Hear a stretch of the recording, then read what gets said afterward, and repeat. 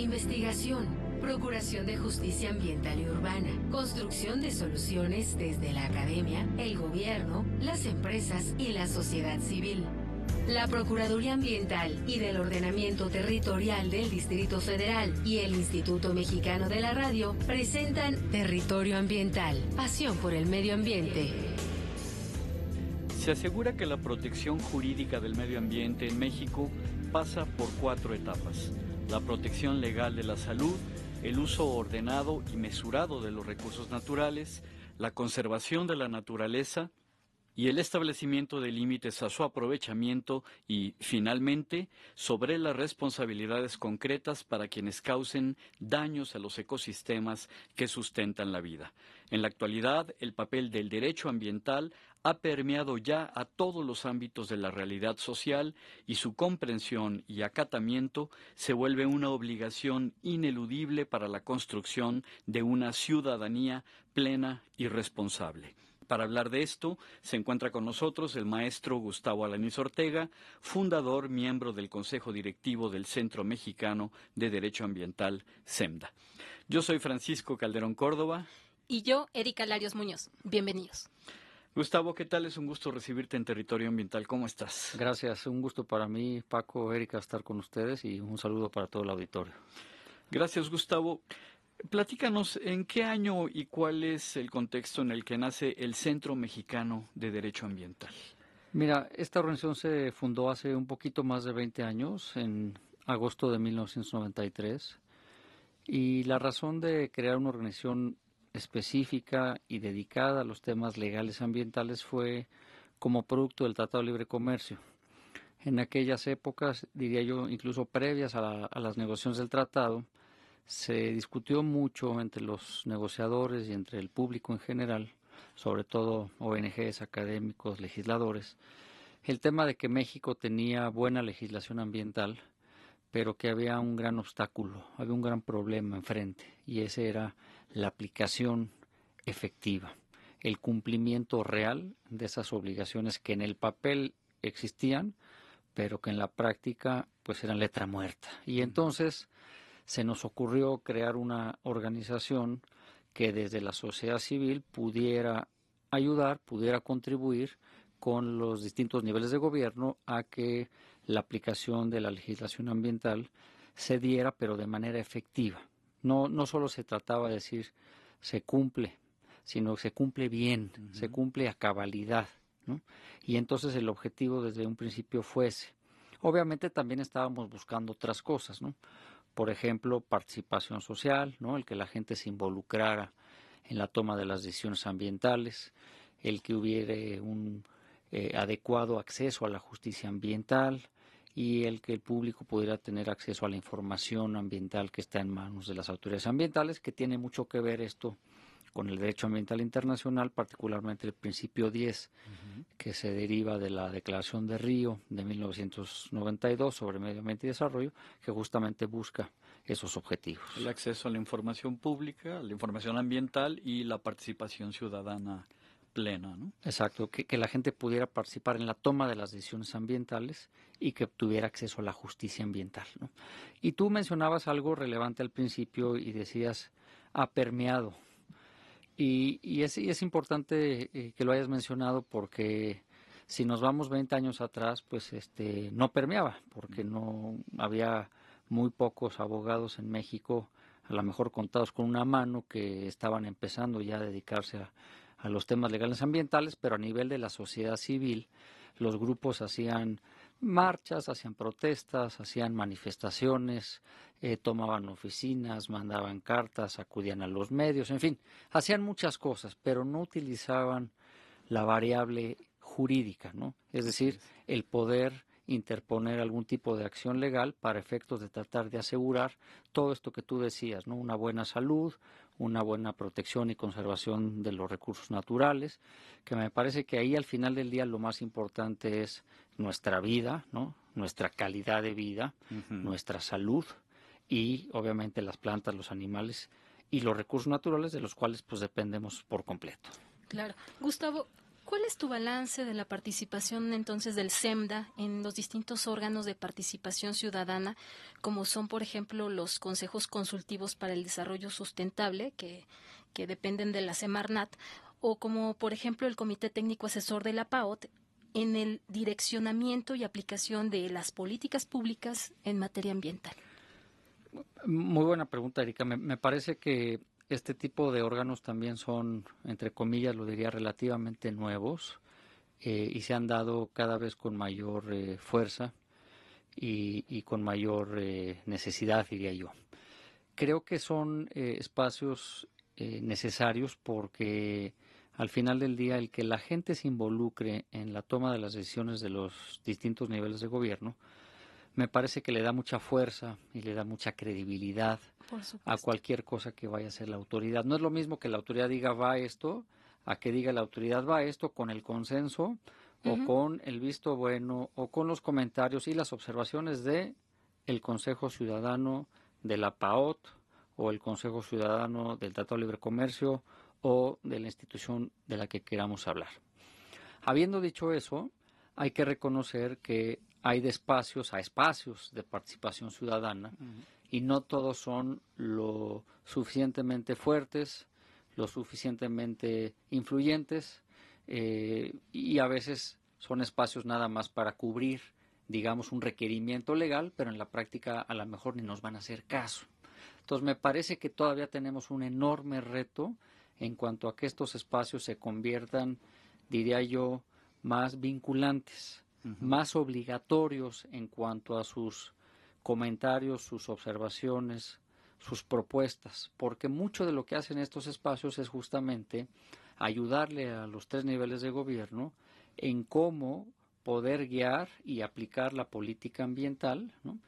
Y me parece que en muchas ocasiones, no obstante que estos consejos ciudadanos dan sus opiniones, dan sus comentarios, a veces los recibe la autoridad, los meten al cajón y nunca les hacen caso. Se queda en lo consultivo y la parte de corresponsabilidad, incluso con la sociedad, como que se diluye, ¿no? De acuerdo, Paco, y yo creo que uno de los temas muy trascendentales de nuestra legislación ambiental está muy enfocada justamente a la corresponsabilidad, ¿no? ¿Por qué? Porque pues, entendemos justamente que sociedad solita no puede, pero gobierno tampoco.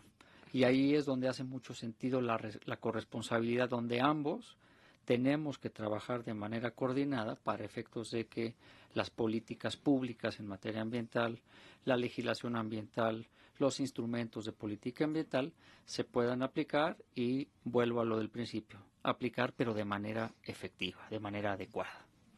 Un poco hablando, digamos, de lo que comentabas sobre a veces cómo operan este tipo de participación ciudadana. Hemos visto en los medios, Gustavo, hablar del SEMDA, en algunos casos en los que acompañan a la ciudadanía en la defensa de áreas naturales protegidas o de sitios de valor ambiental, como es el caso de Cabo Pulmo, por ejemplo, en Baja California Sur, o Puerto Morelos, en Quintana Roo, con Dragon Mart. ¿Cuál es el vínculo del SEMDA con la sociedad organizada? Que estamos viendo que pues en algún momento estos instrumentos de participación ciudadana no están sirviendo para informar o en dado caso también para frenar este tipo de proyectos que se están dando en la actualidad. Qué bueno que haces la pregunta, Paco, porque omití al principio decir que una de las razones por las cuales hace poco más de 20 años decidimos crear el Centro Mexicano de Derecho Ambiental como una asociación civil era un objetivo importante, era el poder acompañar a personas interesadas y a grupos de la sociedad civil, entiéndase organizaciones, por ejemplo, como vecinos, ¿no? Organizaciones de colonos, comunidades, campesinos, ejidatarios, etcétera, pero acompañarlos porque si ellos fuesen entonces y ahora a un despacho de abogados, pues no podrían pagar la cuenta, claro, ¿no? Hay despachos, nada más para ilustrar a nuestros amigos del auditorio, hay despachos donde los socios llegan a cobrar $500 por una hora de trabajo, ¿no? Esos despachos están en México y están en muchas partes del mundo. Y nada se resuelve en una hora. Entonces, lo que yo y muchos otros abogados decíamos entonces es cómo la gente que de una manera genuina y legítima quiere proteger y conservar el entorno, pero que al mismo tiempo no pueden pagar los servicios de un abogado, ¿cómo le van a hacer? Y entonces eso fue lo que le dio parte de razón de ser al SEMDA, justamente para ser ese abogado de interés público, que sin cobrarle o cobrarle una cantidad muy baja a la gente, pudieran acercarse con nosotros y poder orientarlos, en algunos casos, poder asesorarlos, pero en otros poder llevarles sus acciones legales, ¿no? Acciones que pudieran tener que ver con denuncias populares, que pudieran tener que ver con interposición de recursos de revisión, juicios de nulidad, juicios de amparo, incluso acciones a nivel internacional.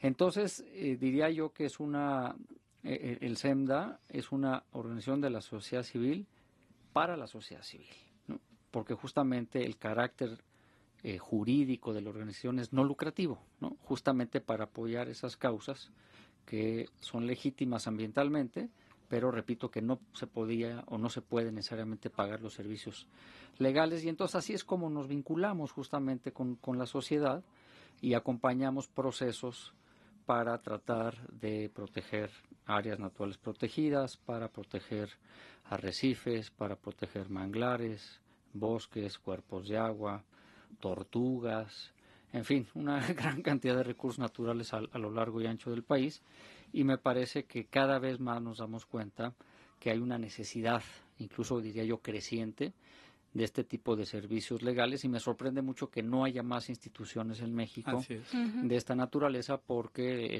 el monto y la cantidad de trabajo va cada vez más hacia la alza, ¿no? Claro. Gustavo, si hicieras un balance de estos 20 años del trabajo que ha realizado el SEMDA, ¿qué sería lo más importante que han realizado y hacia dónde está enfocado el trabajo para los años por venir?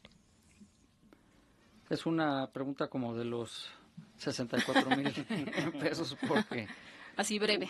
Un balance de 20 años requiere una reflexión profunda.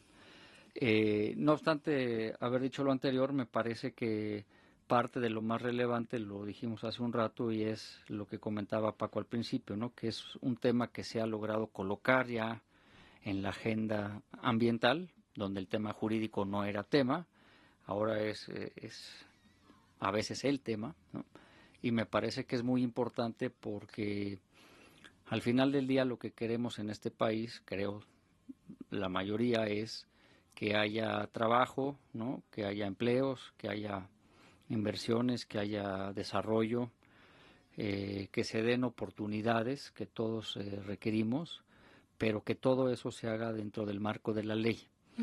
Lo que quiero decir con esto es que lo que estamos buscando es que las cosas que se den y que sucedan sean conforme al marco jurídico aplicable, que muchas veces, pues ahí está el marco, pero no se aplica. Exacto. Entonces necesitamos seguir insistiendo en que tiene que haber legalidad y que tiene que haber Estado de Derecho en materia ambiental.